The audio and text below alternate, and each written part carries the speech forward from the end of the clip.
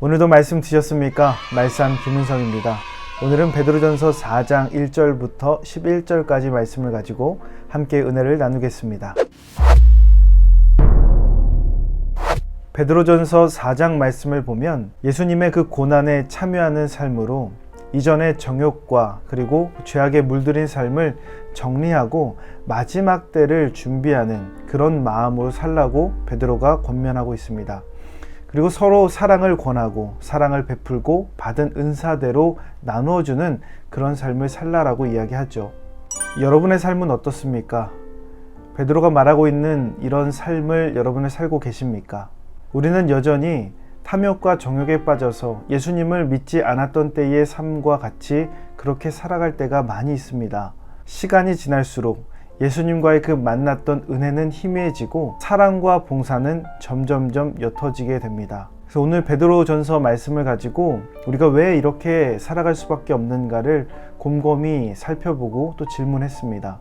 제게 주신 하나님의 말씀은 일상이 반복된다고 끝이 없는 것은 아니라는 겁니다. 베드로는 계속해서 종말론적인 삶에 대해서 이야기합니다.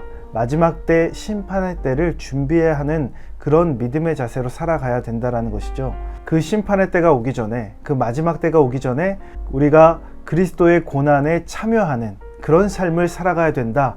이것이 베드로가 이야기하는 오늘 베드로전서 4장의 말씀입니다. 그런데 우리가 여전히 그렇게 살아가지 못하는 이유가 있습니다. 7절 말씀에 만물의 마지막이 가까이 왔으니 만물의 마지막을 우리가 생각하지 못하는 겁니다. 마치 오늘의 일상이 내일도 똑같이 주어질 것이라는 그 착각 속에서 우리가 살아가는 겁니다. 내일이 우리에게 주어지지 않을 수도 있습니다. 오늘 반복되는 일상이 내일 일어나지 않을 수도 있습니다. 마지막 때를 준비하는 것, 끝을 준비하는 삶이 필요하다는 겁니다. 오늘 나에게 주어지는 시간이 내일도 주어진다라는 그 착각부터 우리가 버려야 됩니다. 왜 그런가 질문해 봤습니다. 우리의 일상의 삶 속에 반복되면 반복될수록 예수님이 우리의 일상 속에 차지하는 비중이 적어지는 거예요. 우리의 일상 속에 예수님이 얼마나 존재하고 계십니까? 우리의 일상 속에 여러분 얼마나 예수님을 생각하며 살아가고 있습니까? 예수님은 언제나 내 옆에 존재하고 계신데 우리는 일상 속에 예수님의 존재를 잊어버리고 산다라는 거예요. 그러기에 마지막 때를 준비한다라는 것은 뭐냐면 예수님이 지금도, 예수님이 오늘도 나와 함께 하신다는 그 사실을 인정하는 거예요. 그러기에 오늘 예수님을 떠올리십시오. 예수님을 생각하십시오. 예수님을 우리의 삶에 떠올리는 그 순간 우리의 삶이 경건해질 수 있는 겁니다.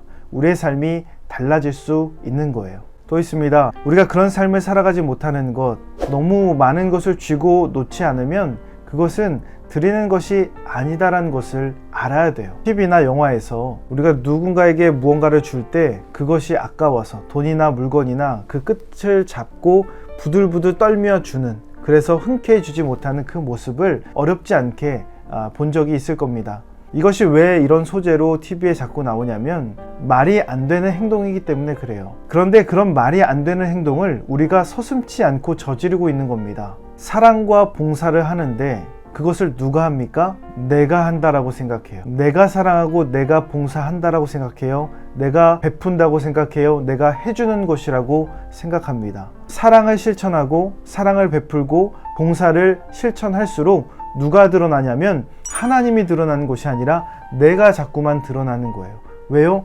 자꾸 내가 받으려고 하는 마음, 내가 자꾸 본전 생각이 나기 때문에 그렇습니다. 내가 이만큼 투자해서 이렇게 봉사했는데, 내가 이만큼 투자해서 헌신했는데 이거에 대한 대가를 내가 바라는 마음, 그 본전을 찾고자 하는 그 마음이 우리의 인간적인 마음 속에 늘 존재하기 때문에 그렇습니다.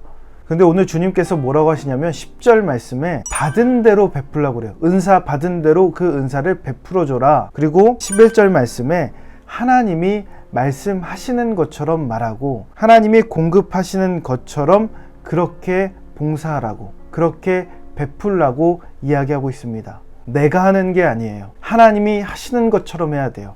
하나님이 하시는 겁니다. 그러기에 절대로 내가 드러나서는 안 돼요. 내가 받으려고 한다면 그것은 하나님의 몫을 가로채는 겁니다. 하나님의 영광을 내가 받는 거예요. 돌아오는 영광까지 하나님께 돌리는 것이 바로 완전하게 드리는 삶이요 예수님께서 들이셨던 그 모습 그대로 따라가는 삶의 모습이다라는 겁니다.